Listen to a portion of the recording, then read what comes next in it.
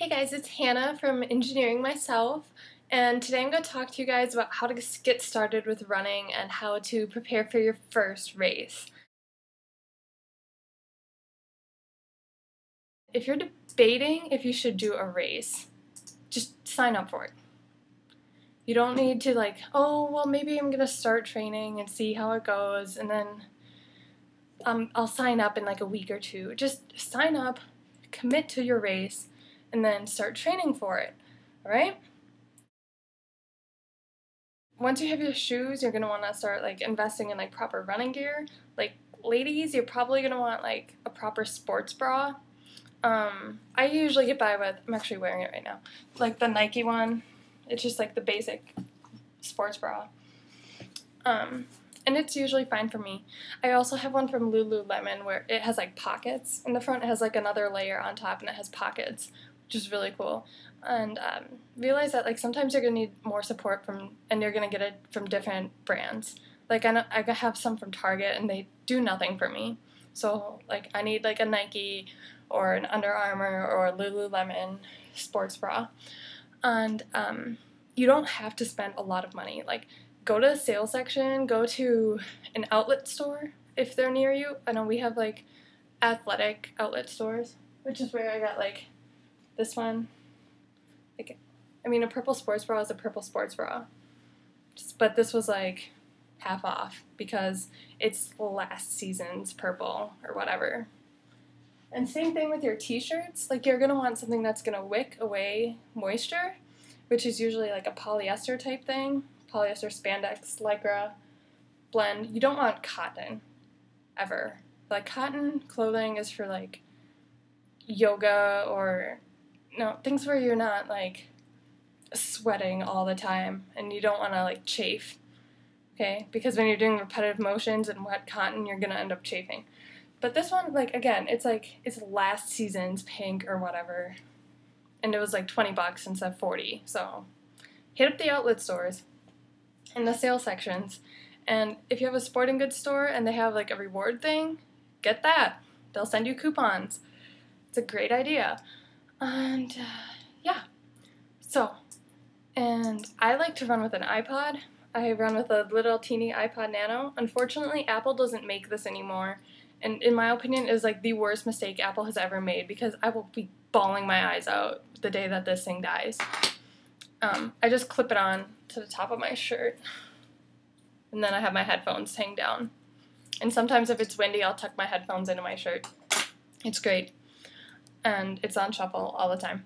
So, it's perfect. If you run with a phone, I don't like running with my phone. It's too heavy. Get an armband or something, or, stuff it in your bra, whatever. I would feel I see this all the time. People who run with their phones in their hands, I'm aren't you going to drop it? I'm kind of a klutz. I drop my phone all the time. So maybe invest in an iPod or an iPhone or whatever phone you have, an arm sleeve for it.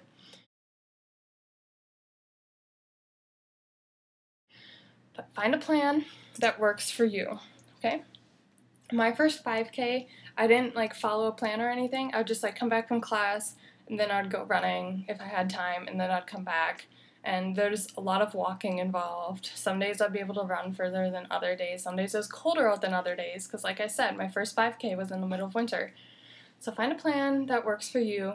It might be one that you make yourself. It might be one online. You might, a lot of them are free. You can Google it. And you can even go on Google Images and it'll be in a little spreadsheet kind of format.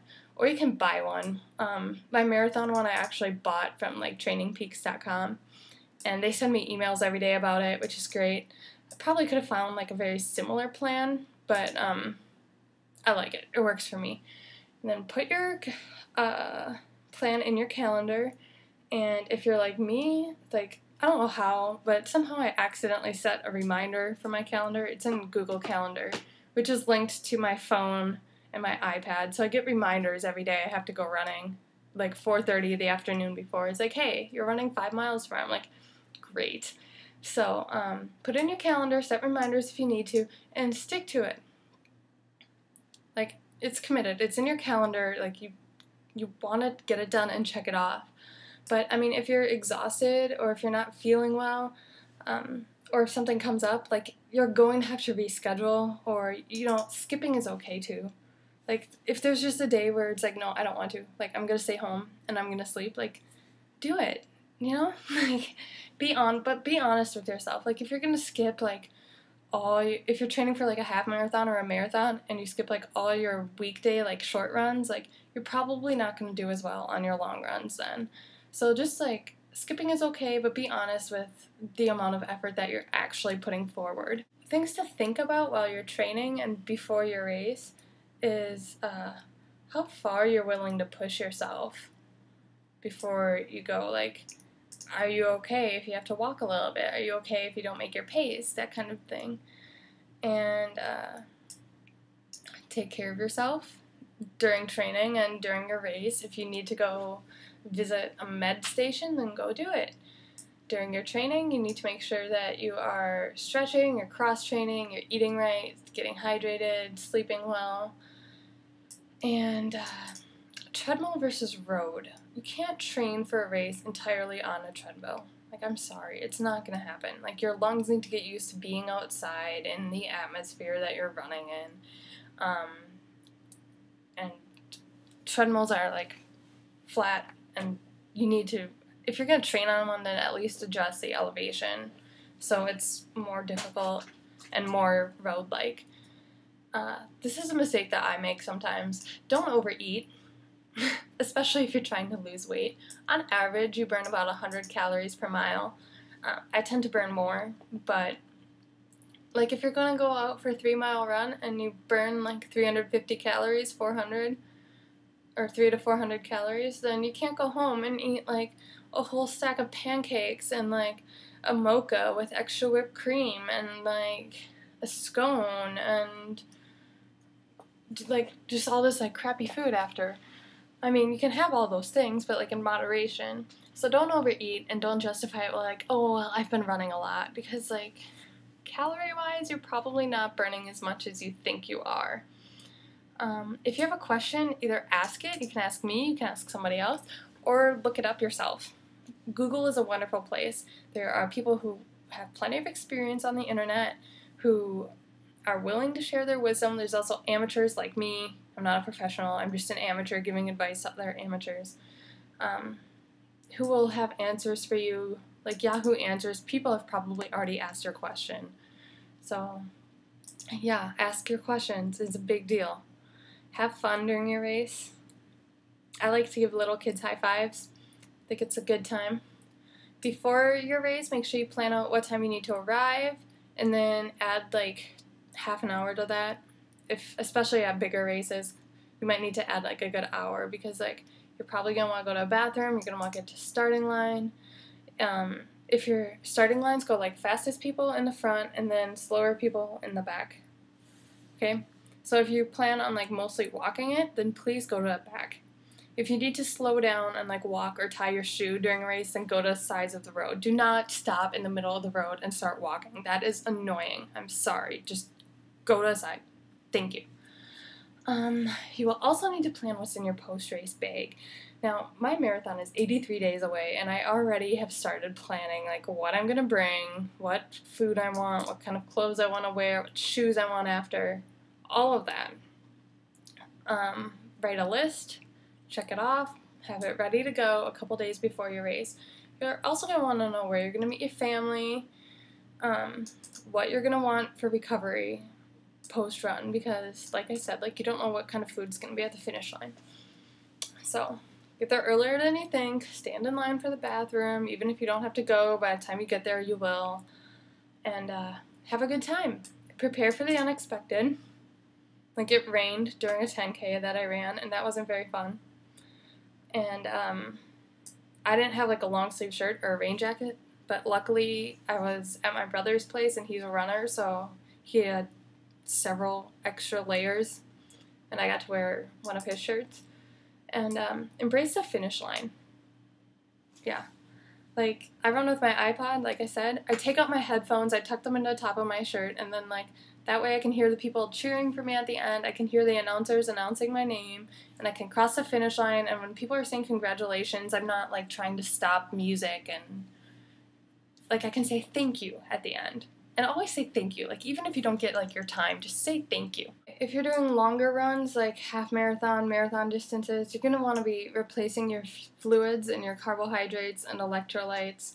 I've been using GU while training for my marathon. This one has caffeine in it because I like caffeine. I'm a coffee drinker. But if you're gonna take some of this, like don't mix it with electrolytes. Like you have to drink this stuff with water to dilute it. Like this is super concentrated. If you take it with like Powerade, you're gonna get sick. Like I've done it. Trust me. Not a good idea. There's other like brands of this. I'm just using this because like I don't really have time to like debate over brands right now. But I mean it works. I'm gonna stick with it through this marathon. Maybe the next one I'll try something else. Or maybe I'll like get a different brand and just like compare by 2 brands, but I'm not going to compare every brand of GU or gel for this particular race. But I mean, find what works for you. And don't mix your electrolytes with your other electrolytes. Okay, so you figured out what you're going to eat. Go to your course website. I was telling a friend this. She's doing a triathlon. And me and another person who was around at the time were like, dude, you have to go to a course website. Look at the map. Just kind of like know the general shape of like where you're running it. Is it kind of like a figure 8? Is it like a down and back thing? Is it like a circle? Kind of know about where you're going. You don't need to memorize everything. And same with the elevation. Like I know for my marathon there's like 160-foot climb at mile 20. Okay, so like mile 20 is like all uphill, and then it kind of like levels, it still goes uphill but not by as much all the way up through mile 23. So that's not going to be fun. But I mean, be aware, be realistic. If you need to go out to the course and either drive it, you can walk it, you can run it, you can do a section of it. Just be prepared for it. I mean, I think there's also like a little bit of harm in knowing too much of the area, you know? Like sometimes I'll just be like running down my street and I'm like, oh my gosh, like I see this every day. It's so boring. I'm like, why do I do this? It's crazy. And, but I mean, explore the course. You don't really have to memorize it though. Know where the water stops are. Definitely. If you need to write it on your arm or something to remember it during your race, like do that. You can also write like a running mantra on your arm, like whatever keeps you going, or you could write your name so then when people are cheering, they know who they're cheering for. That's pretty cool. What will be served on course? This is a big one, like a really big one. Like if they are serving blue Powerade, I think it's like Mountain Berry or something, then you should train with blue Powerade. And I use that because that's what is going to be at my marathon. So because, like, if you train with red, then you might be okay with red, but then you're like, oh, I'm going to be fine with blue. Well, you might not be. Your stomach might be sensitive to the minute differences between red and blue Powerade. So, train with what's going to be available to you, and do not take anything that is brand new during your race unless you are in dire need of it. Like, don't do it. Don't do it the day before. Don't do it the day of. Just don't do it. Like, I know there's going to be coffee before my race, and I love coffee, and I know it's Caribou coffee, and I like Caribou coffee, but I'm not going to drink it because I know that I don't drink coffee before I go running. I drink it after. So, don't do anything new. After the race, there's usually, like, tables of food and stuff. It's usually, like, they'll have water bottles. Sometimes they'll have chocolate milk. There's usually bananas there. What else is there? Potato chips. There's potato chips. And, like, muscle milk. I don't drink it, but it's usually there.